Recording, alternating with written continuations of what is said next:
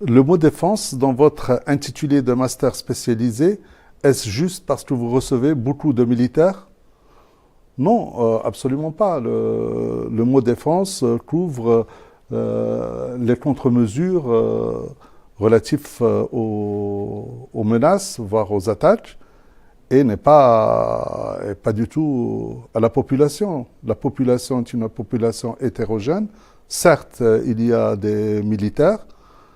Certes, ces militaires apportent avec eux une très bonne expérience en termes de process et qui sert les élèves dans leur globalité. Et il y a beaucoup de militaires, d'après ce que dit cet internaute-là. Ça veut dire qu'il y en a combien exactement? Eh bien, ça dépend des promos, mais en général, ça peut aller jusqu'au tiers de la population, voire au-delà. Et quel est leur parcours en général? Le parcours de ces militaires, d'abord c'est des scientifiques à la base. Ils ont fait forcément des études universitaires, voire grandes écoles. Ils ont fait aussi du terrain et ils ont une excellente expérience dans le domaine des sciences. Et leur objectif avec ce MS, c'est quoi? Leur objectif, c'est de former à la cybersécurité, à la cyberdéfense.